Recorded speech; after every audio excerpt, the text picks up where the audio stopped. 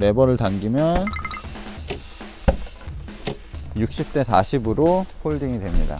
3천만원짜리 소나타인 없는 손잡이도 마련이 되어 있습니다. 이 차는 4천만원짜리 차니까요. 고속 안정성이 장난이 아닙니다. A220 해치백에서도 이런 느낌은 없었거든요. 체급을 뛰어넘는 느낌이네요.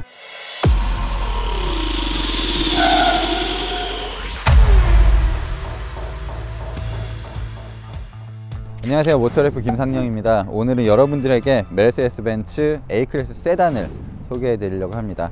A클래스 세단은 A220 모델 그리고 A250 포매틱 이렇게 두 가지 모델로 출시가 되고요. 그동안 해치백은 여러 번 출시된 적이 있었지만 이 세단 모델은 메르세데스 벤츠가 국내에 처음 선보이는 차량입니다. 메르세데스 벤츠 코리아는 최근에 가격 정책을 조금 바꾼 느낌이에요.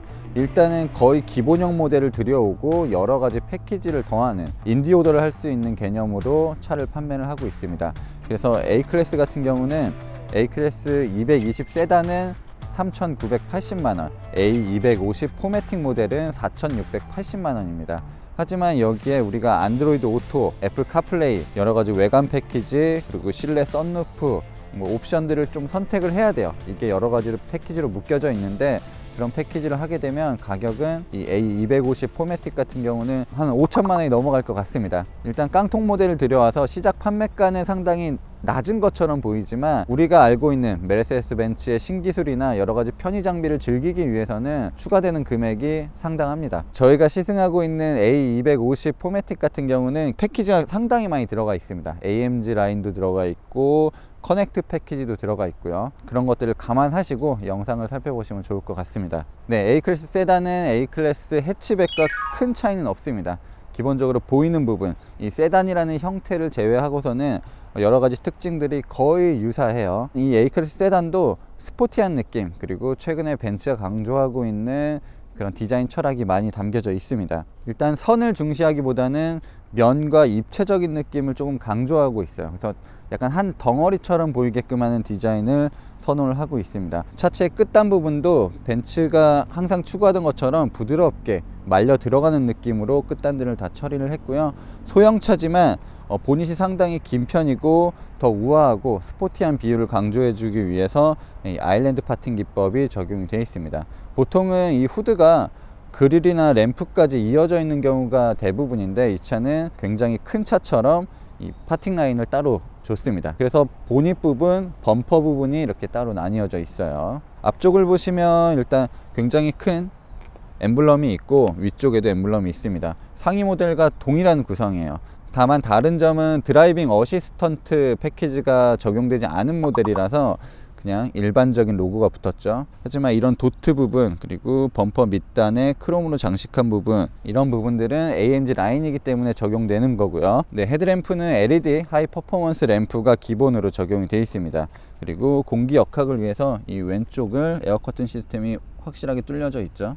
이전 세대 CLA보다 더 우수한 공기 저항 개수를 가졌다고 합니다. 비율적으로는 그렇게 완성도가 높은 것 같진 않은데 일단 공기 저항은 최소화 시켜주는 그런 부분의 디자인이 적용이 되어 있습니다. 네, 최근에 메르세데스 벤츠의 세단들이 주간주행등 디자인을 이렇게 꺽쇠처럼 기역자처럼 하고 있고요. 이 부분은 이제 방향지시 등의 역할도 함께 하는 램프입니다. 네, AMG 라인 패키지가 적용되어 있기 때문에 이 휠 디자인도 사뭇 다르고 AMG 엠블럼도 적혀져 있네요. 그리고 타이어는 브리지스톤 투란자 T005 타이어, 썸머 타이어가 적용이 되어 있습니다. 네, 저는 이미 시승을 마친 상태입니다. 근데 시승을 하면서 가장 좀 인상적이었던 부분은 타이어와 브레이크 부분, 이 부분에 있어서는 상당히 감명을 받았습니다. 썸머 타이어의 승차감, 소음, 접지력 이런 것들도 상당히 우수한 편이었고요. 무엇보다 보이시는 브레이크 시스템이 굉장히 만족스러웠습니다.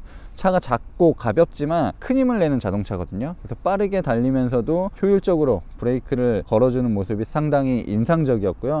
실제로 열을 배출해 주기 위해서 구멍까지 뚫려져 있고 디스크의 직경도 꽤 큰 편입니다. 그리고 림이 두꺼워요. 생각보다 마치 브레이크 디스크가 이 안을 꽉 채우고 있는 듯한 느낌도 듭니다. 작은 소형차지만 메르세데스 벤츠가 갖고 있는 그런 자동차 만듦새 이런 것들도 어느 정도는 적용이 되어 있습니다. 사실 프리미엄이라고 할 수 있는 그런 요소들도 몇 가지 있는데 이쪽 두 부분, 이 펜더랑 보닛 부분은 알루미늄으로 제작이 되어 있습니다. 그리고 나머지 부분은 전부 철판과 플라스틱으로 만들어져 있어요. 어쨌든 이런 작은 차에도 이 알루미늄 패널을 쓰는 부분은 메르세데스 벤츠가 우리는 소형차도 프리미엄처럼 만들어 라고 좀 강조하는 부분이 될 것 같고요. 이렇게 크롬으로 처리한 부분도 너무 반짝이는 크롬이 아니라 살짝 광을 죽여 놓은 좀 고급스러운 느낌이 드는 크롬이 적용이 되어 있습니다. 이런 필러 부분도 사실 국산차 같은 경우는 표면이 좀 까칠까칠한 플라스틱으로 처리하는 경우가 많은데 하이글로시로 잘 처리를 해놨고요. 네, 옆모습도 사실 이쪽 부분까지는 거의 해치백과 동일합니다. 이 뒤로 갈수록 느낌이 사뭇 달라지고요. 네, 알고 보면 해치백보다 전고가 살짝 높아요. 폭은 조금 좁고요. 껑충한 느낌이 들 수도 있는데 그런 걸 디자인적으로 잘 풀어냈습니다. 그리고 CLA와 다른 점이라고 한다면 CLA는 이 윈도우 라인이 조금 더 날렵하게 꺾여지고 이제 위쪽 부분 이렇게 두툼하게 나온 부분이 거의 없어요. 더 매끈하게 떨어지는 루프 라인을 가지고 있습니다. 사실 저는 이 뒷부분이 너무 좀 옹색해 보이는 느낌도 들거든요. 작은 차의 세단의 우아한 비율을 맞추기 위해서 좀 이쪽 부분이 너무 튀어나온 느낌도 듭니다. 네, 이런 부분은 이 위쪽 부분을 살짝 한번 주름을 접어주면 디자인적으로 어느 정도 풀어낼 수 있을 것 같은데 그렇지 않고 상당히 매끈하게 만들어 놨습니다. 네, 굉장히 화려한 테일램프가 시선을 사로잡습니다. 이 CLA와 다른 부분은 일단 이 부분도 이 테일램프의 디자인이나 내부 램프 구성도 조금 달라요. 이 차는 이제 두 줄로 이런 식으로 이어져 있는 테일 램프가 적용이 되어 있고 상당히 화려하게 LED가 많이 들어갔습니다. 그리고 AMG 라인 패키지가 적용되어 있어서 이 범퍼 하단의 디자인이 살짝 달라요. 조금 더 역동적으로 꾸며 놓았습니다. 이렇게 머플러는 가짜예요. 머플러는 가짜인데 상당히 깊게 디자인이 되어 있거든요. 마치 실제 구멍처럼 디자인이 깊게 돼 있어서 멀리서 보면 이게 진짜인지 가짜인지 정말 구별하기 힘든 페이크 머플러고요. 실제 머플러는 이 왼쪽 하단에 있습니다. 저는 개인적으로 가장 우려했던 부분은 이 트렁크 공간인데 생각보다 트렁크 공간이 잘 나왔더라고요.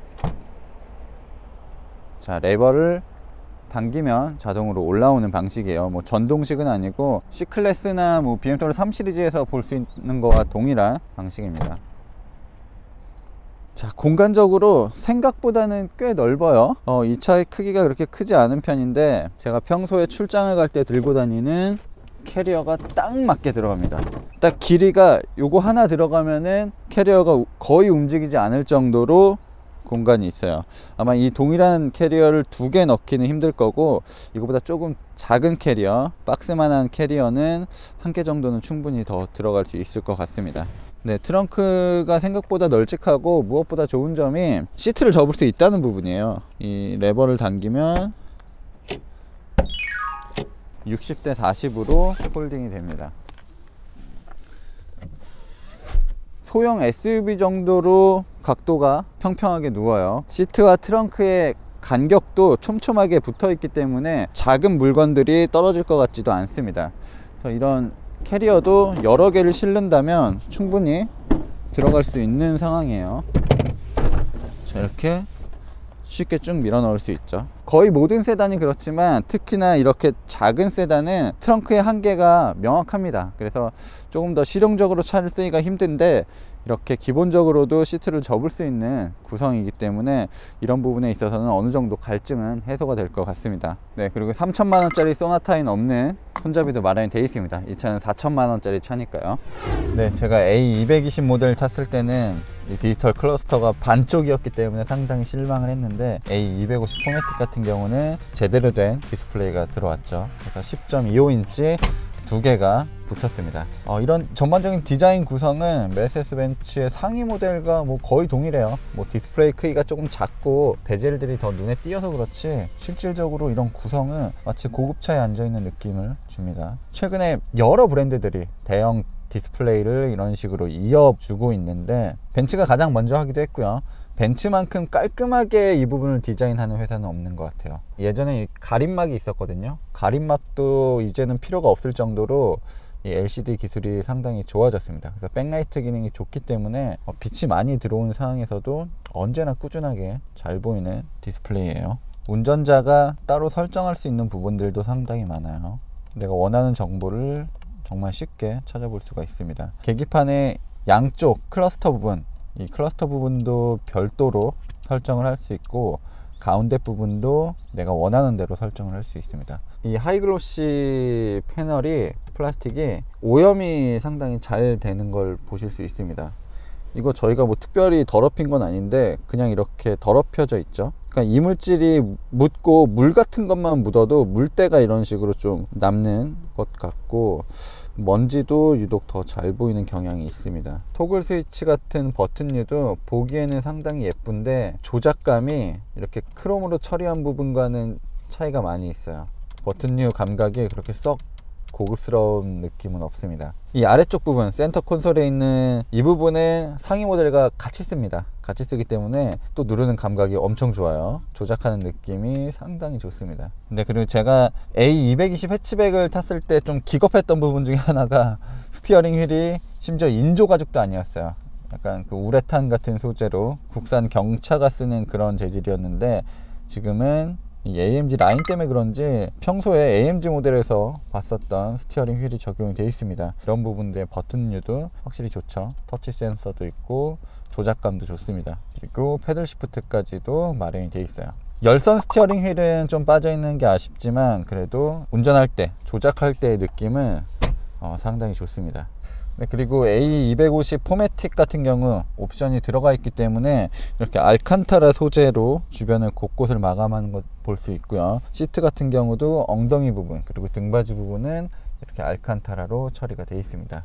CLA는 모르겠는데 A클래스 세단은 이제 천연 가죽으로 시트를 한 차는 없어요. 국내에요. 전부 인조 가죽이 사용이 됐습니다. 네, 그리고 커넥티드 패키지가 적용이 되어 있어서 이 차는 내비게이션이 없거든요. 내비게이션이 빠진 상태인데 애플 카플레이나 안드로이드 오토를 쓸 수가 있습니다. 케이블을 연결해야 되는데 케이블을 가지고는 왔는데 이 A클래스는 전부 C타입 USB만 지원을 하고 있어요. 그런 부분은 꼭 알아두실 필요가 있고, 커넥트 패키지를 선택하게 되면 지금 이쪽 부분, 지금 날이 밝아서 들어오진 않지만 이쪽 부분에 무드 램프까지도, 앰비언트 라이트도 추가로 씁니다. 그리고 스마트폰 무선 충전 시스템까지도 추가가 돼요. 재밌는 부분이 별도의 가림막이 없는 이 수납 공간이에요. 그러다 보니까 무선 충전을 위해서 이렇게 올려놓고 갑작스러운 사고가 발생하게 됐을 때는 핸드폰이 튀어나올 수도 있잖아요. 그걸 막기 위해서 자, 이런 식으로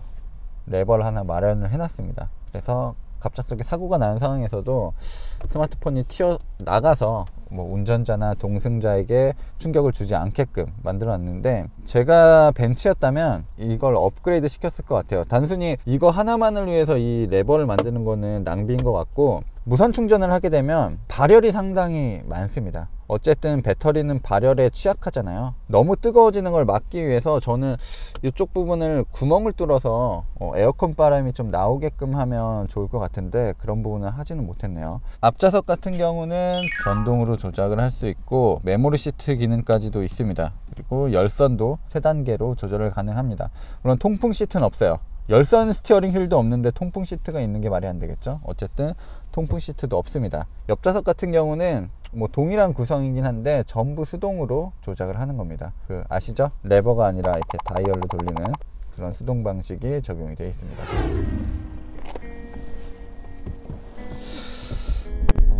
확실히 뒷문짝이 상당히 작습니다.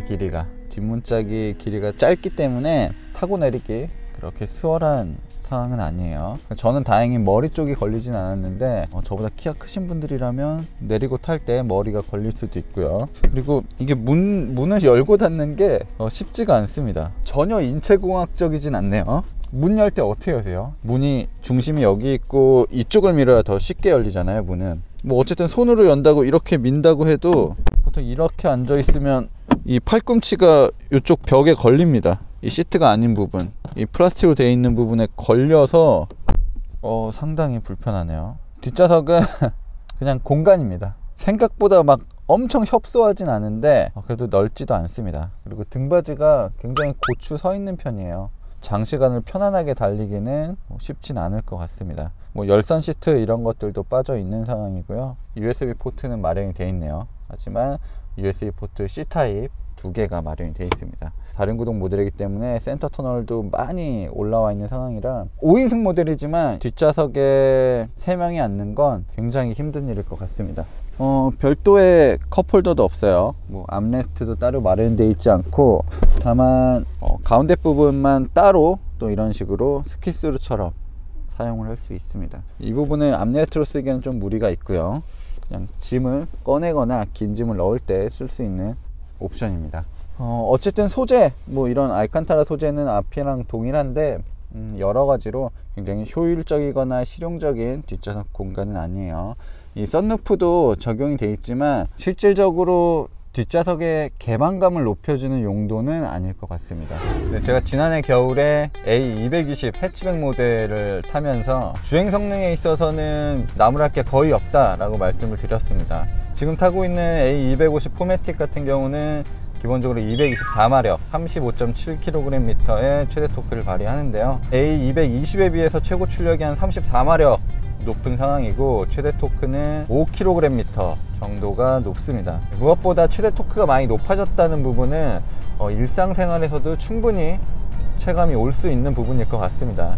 그러니까 A220 모델도 속도를 꾸준하게 쭉 높이는 데는 전혀 부족함이 없었는데 이미 내가 빠른 속도로 달리고 있는 상황, 뭐 시속 100km로 달리고 있는 상황에서도 가끔 추월을 위해서 그거보다 속도를 더 높이게 되잖아요. 그런 상황에서 조금 더 즉각적인 반응 그리고 원활한 가속이 이루어질 것 같습니다. 네, 그리고 뭐 와인딩이나 서킷을 타는 상황에서도 해치백 같은 경우는 뒤가 가벼워서 뒤가 조금씩 날르는 경우가 있거든요. 그렇게 출력이 높지 않아도 속도가 빠르면 헤어핀이나 급격하게 꺾이는 코너에서 뒤가 살짝 돌아가는 느낌들이 많이 있는데 아무래도 이 차는 해치백보다는 뒤가 조금 더 무겁기 때문에 뒷바퀴의 트랙션이 더 많이 걸릴 것도 같습니다. 물론 4륜구동 시스템도 돌아가니까요. 이 4륜구동 시스템을 살짝 말씀드리면 어쨌든 A클래스는 앞바퀴 굴림의 자동차입니다. 포매틱의 역할은 가속을 하는 상황 그리고 차가 돌고 있는 상황에서 뒷바퀴에도 트랙션을 전달해서 안정적으로 속도를 높이는 그런 역할을 해주고 있습니다. 그리고 뭐 빗길이나 눈길에서는 사실 타이어가 더 많은 영향을 주겠지만 젖은路面에서 어쨌든 그냥 한쪽 바퀴만 구동하는 자동차보다는 움직임이 훨씬 더 안정적일 겁니다.